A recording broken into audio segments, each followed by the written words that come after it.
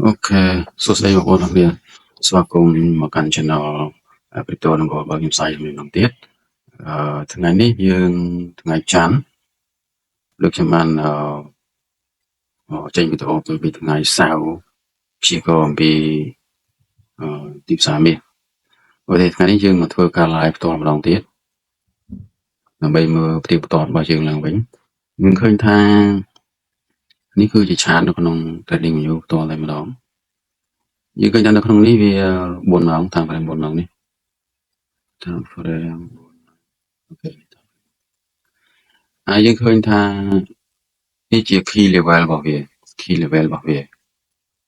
បើទីផ្សារមកយើងឃើញថាវាឡើងមកទៀន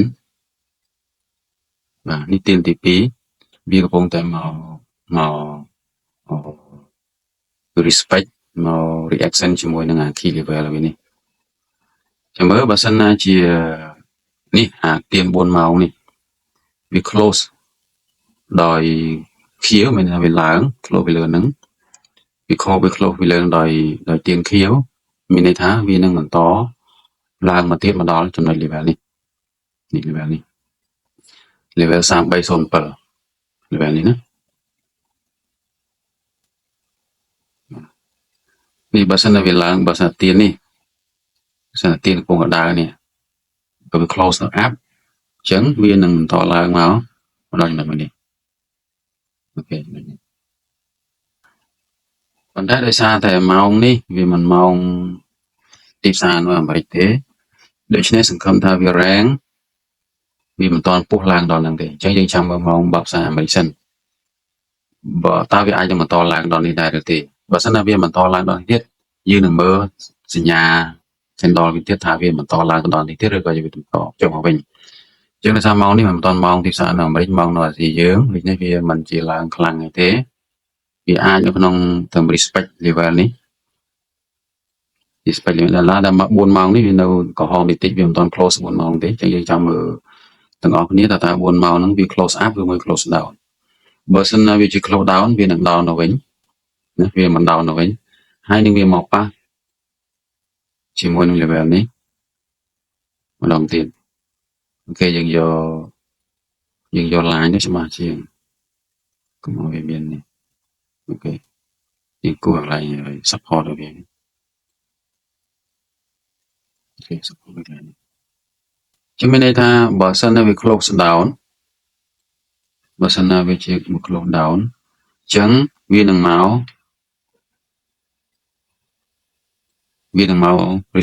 កន្លែងនេះប៉ះកន្លែងនេះម្ដងទៀត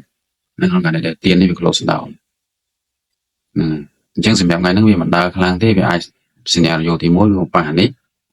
scenario ទី2គឺម៉ោងនៅអាមេរិកគឺវានឹង return មកត្រឹមចំណុចនេះហ្នឹងថ្ងៃច័ន្ទហ្នឹងវាមិនដើរខ្លាំងទេប៉ុន្តែចន្លោះហ្នឹងទៅចន្លោះហ្នឹងវាត្រឹមនេះមកនេះគួរសមដែរវាអានេះវា32 35 32 60ចូល30លេខឯដែរខ្លាំងដែរកន្លែងនេះ3304 3360អានេះវា3267អានេះ3233អញ្ចឹងវាចូល40លេខដែរមិនគ្រាន់បើដែរចន្លោះអញ្ចឹងវាមាន scenario 2នៅក្នុងសម្រាប់ថ្ងៃហ្នឹងទីមួយយើងមើលទៀននេះបើសិនទៀននេះវា close down នៅក្រោម key level resistance នេះអញ្ចឹងវានឹងចុះមកវិញមកប៉ះនឹង level នេះ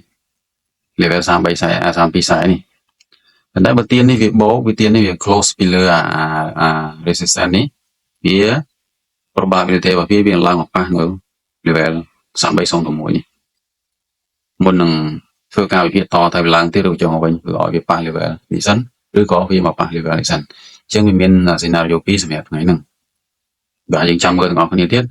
ហើយម៉ោងទីផ្សារបើកម៉ោងអាមេរិកខ្ញុំនៅ live ម្ដងទៀតដើម្បីផ្ទៀងផ្ទាត់មើលថាlevel ហ្នឹងវា respect ហើយវាមកក្រោមឬក៏វាគ្រាន់តែប៉ះហើយវាទៅលើវាមិន respect level នេះវាគ្រាន់តែ react យើងចាំមើល reaction របស់វាសិន reaction នៅលើ level នេះសិនអញ្ចឹងតើវាប៉ះហើយវាទៅលើឬប៉ះហើយវាមកក្រោមវាអាស្រ័យទៅលើទៀនដែលវាឲ្យទៅលើ candle ដែលវាឲ្យសិនវាឲ្យសញ្ញាយើងឲ្យរៀងយើងសិនឥឡូវនេះដោយសារតែវាមិនទាន់ close ទៀនក្រហម4ម៉ោងឡើយទេយើងមិនទាន់សន្មតថាវា close ពីលើ level ហ្នឹងឬ close ក្រោម level ហ្នឹងទេអូខេគឺនេះយើងមើលទៀន1ម៉ោងទៀន1ម៉ោងវាយ៉ាងម៉េច នេះទៀន1ម៉ោងលើក10ដល់8ទៀននេះវានៅបានដល់8មីនុតហើយវានៅប្រហែល42មីនុតទៀតទៅមក1ម៉ោងអញ្ចឹងយើងអាចមើលទៀន1ម៉ោងនេះបានបើទៀន1ម៉ោងនេះវា close មានន័យថាវានឹងមកវិញយើងមើលទៀន1ម៉ោងនេះក៏បានមើលថា5បន្ទួយណាអញ្ចឹងវានឹងមកប៉ះទៅ level នេះម្ដងទៀតប៉ះ level នេះម្ដងទៀតប៉ុន្តែបើសិនណាទៀនក្រហមនេះទៀនម៉ោងនេះវាឡើងទៅវិញវា slow